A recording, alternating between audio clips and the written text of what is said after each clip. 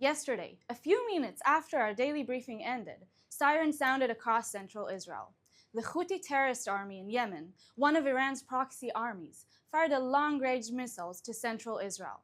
The Israeli Air Force intercepted the missile, but there was concern that shrapnel from the interception could still fall on our heads. Everyone in our office ran to the shelter and waited for the all clear before we went back to work.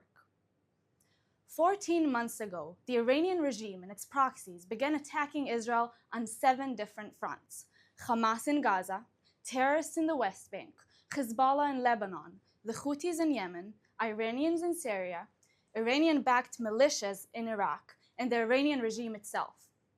Now, after 14 months, the Iranian regime is in a much weaker position, but it refuses to end its war. Hamas continues to hold 100 Israeli hostages as we're speaking. Hezbollah remains armed in Lebanon. The Houthi terror pirates in Yemen continue to launch missiles and drones at Israel. The Iranian proxy militias in Iraq are still operating. In Syria, Iran has lost its ally, Bashar al-Assad, and it remains to be seen if Iran will be able to have any role in Syria at all. Now, Israel is waiting to see what kind of position the new Syrian government will take. I truly hope it chooses the path of peace, but we must be ready for any scenario. I want to tell you about another front that you probably haven't heard much about. It may sound crazy, but Hamas wants to expand the war that it started with October 7th massacre. Hamas is trying to spark a Palestinian civil war in the West Bank. Hamas and its partner, Islamic Jihad, are using the same human sacrifice strategy in the West Bank that they used in Gaza. These terrorists are operating from densely populated urban area in the city of Jenin and putting everyone in danger. The Palestinian government in the West Bank, the Palestinian Authority, is fighting back. Hamas has called on an all-movement factions tribal gathering and human rights organization to mobilize on its behalf. We should be worried. Hamas is popular in the West Bank. Hamas's goal is to be the undisputed leader of the Palestinian people. Hamas is a ticking time bomb, and it will continue to threaten Israelis and Palestinians until it is eliminated. The Israeli military is finding massive amounts of weapons in southern Lebanon. The ceasefire deal between Israel and Hezbollah says that Hezbollah must disarm. Hezbollah has not disarmed. Hezbollah is violating the ceasefire deal. Now, as long as Hezbollah refuses to disarm, and as long as the Lebanese government refuses to disarm it, the IDF will maintain freedom of action in southern Lebanon. In recent days, the IDF in Lebanon has located rocket launchers, anti-tank missiles, and mortar shells. These are the kinds of weapons that Hezbollah fired every day at the people of Israel for the past year. The state of Israel can never again allow a terrorist army to mobilize on its borders. At the end of this war, we need peace, not a piece of paper.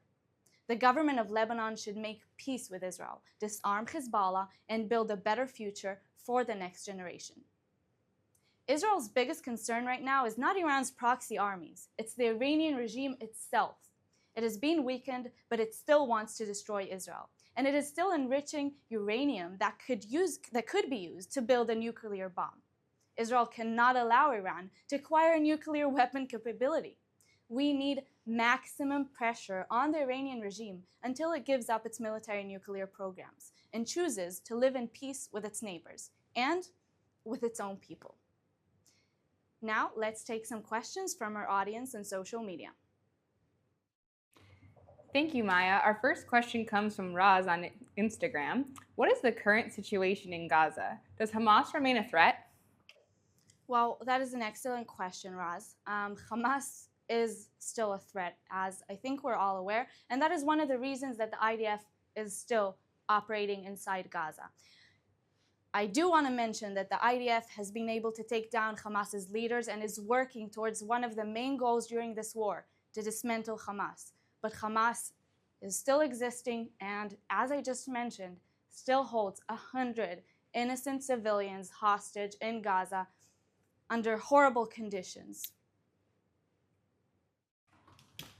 Thank you. Our next question comes from Shlomo. Are there concerns that releasing Palestinian prisoners in exchange for hostages could embolden Hamas and encourage further kidnappings? Well, the simple answer is yes, there is concerns, and that is a great question.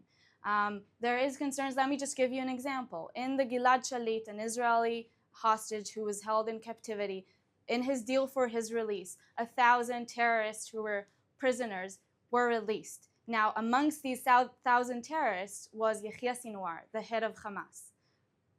So we can do the math and understand just how scary or frightening this might be. We don't know where these terrorists will go. If they'll go back to Gaza, if and when they're released, if they'll go back to the West Bank, if they'll go back to Turkey, to Qatar, and what this will mean.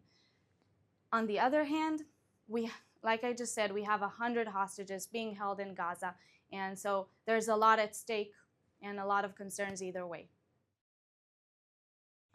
Our next question is from Sarah. We saw 100,000 people rally in support of Israel last week in London. Is there anything we can do more specifically to help Israel from the diaspora? Well, Sarah, first of all, thank you, and sending you love from Israel to wherever you are in the diaspora, and thank you for your question. I think there is a lot of things that we can do, and I don't want to tell you anything specific. If there is one thing which I can encourage you and anyone watching is to speak up and stand up.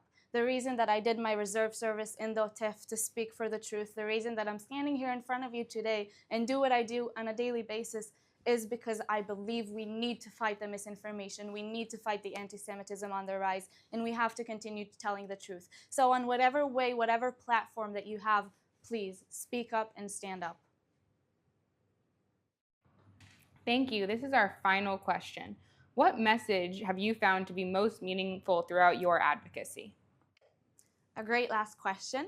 I would say, when I was back in the OTEF in my reserve service, one of the things that led me and continue to lead me to this day is the fact that if you're a human being on this planet, you should be concerned about what happened on October 7th. You should be concerned about what's happening right now. You should be concerned about the rise in anti-Semitism and the misinformation.